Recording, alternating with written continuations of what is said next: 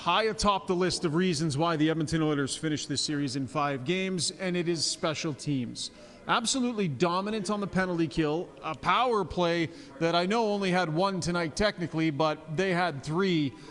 Just a massive swing in this series that LA couldn't overcome. Yeah, 3 power play goals in spirit, I guess, with the penalty just ending twice, and you know, both head coaches agreeing that was the story of the series.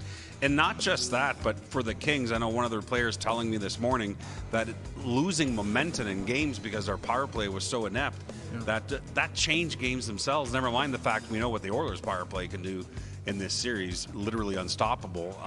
They have to keep that going because honestly, I think the 5-on-5 game for the Oilers needs to get a little better if they're going to go as deep as they want. Definitely, that's something that they circled as something they want to improve as they head towards the next round. You know, through the first couple of games, I mean, it was a series here.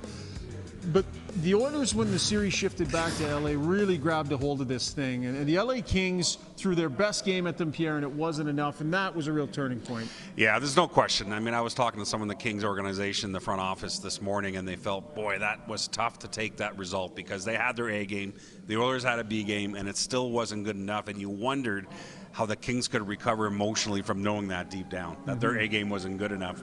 And I think you saw that tonight. And, you know, the other thing, too, is in speaking with Oilers GM Ken Holland after the game here tonight, he talked about the maturity of his team here. You know, the third period, managing the puck with precision and making safe plays and making veteran decisions instead of not trying that extra goal. That impressed Ken Holland a lot in terms of being able to close this out, but closing it out in a very mature way. Stuart Skinner faced some criticism after a couple of games, but absolutely dialed it right in. Barely give up anything here through the last 3 games of the series. Yeah, and as you know, Ryan, we remember how his playoffs ended a year ago, and he had to sit with that all year, getting yanked 3 times in his last 4 starts against Vegas. So don't think for a second that he couldn't think of that entering these playoffs. What's it going to be like? Am I going to bounce back? Am I going to be a rock for my team? He was absolutely that. He erased last year, and I was ready to go on a run here with this team. Some real depth here where Edmonton is concerned, Pierre. I think about late in the game, you know, with the series basically on the line, and a player in Derek Ryan, who wasn't even in the lineup in the first couple of games, is on the ice and makes one of the biggest plays of the game, getting a puck cleared.